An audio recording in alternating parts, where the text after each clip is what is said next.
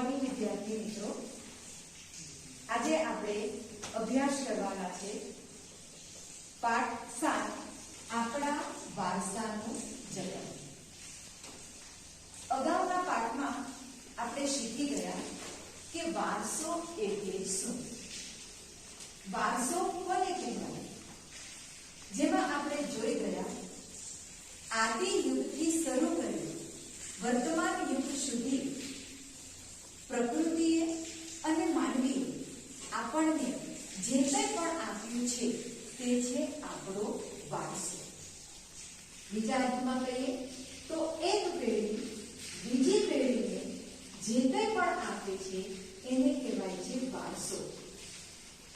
આપણે જોયું કે પ્રકૃતિએ આપણને પર્વતો, મહાસાગરો, નદીઓ, ઝરણાઓ, તરુઓ, વેલાઓ, લતાઓ, પશુઓ, પંખીઓ આપ્યા છે.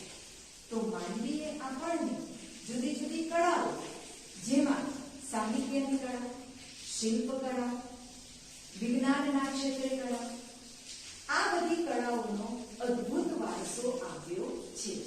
તો વારસો કોને કહેવાય એ આપણે અગાઉના પાઠમાં શીખી ગયા.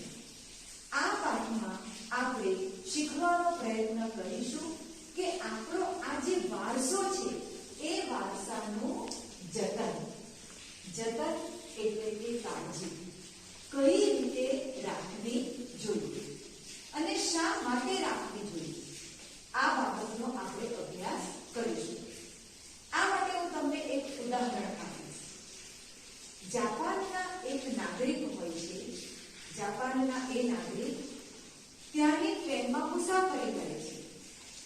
એ નાગરિક જે ટ્રેનમાં મુસાફરી કરે છે એ ટ્રેનની સીટ ફાટેલી હોય છે. એ નાગરિક પોતાની બેગમાંથી સોય અને દોરો કાઢે છે અને એ સીટને સીવી લે છે. આ દ્રશ્ય આપણા ભારતના એક નાગરિક બેઠા બેઠા જોતા હોય છે.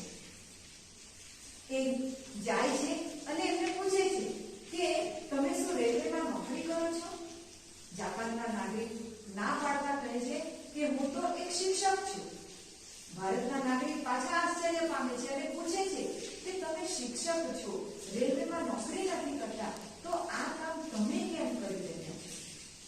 ત્યારે જાપાનના નાગરિક એમને જવાબ આપે છે કે આ જે સંપત્તિ છે એ સંપત્તિ મારા રાષ્ટ્રની સંપત્તિ છે.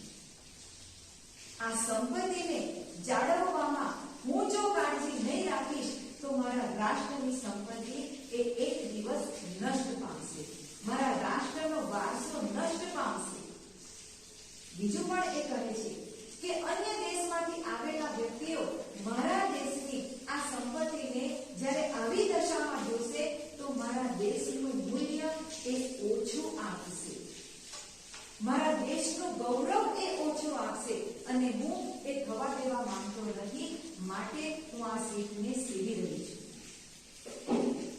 મિત્રો, જાપાન દેશ કેમ વિકસિત દેશ છે તેનો આ પુરાવો છે. આપણે પણ આપણા વારસાની હંમેશા જાળવણી કરવી જોઈએ.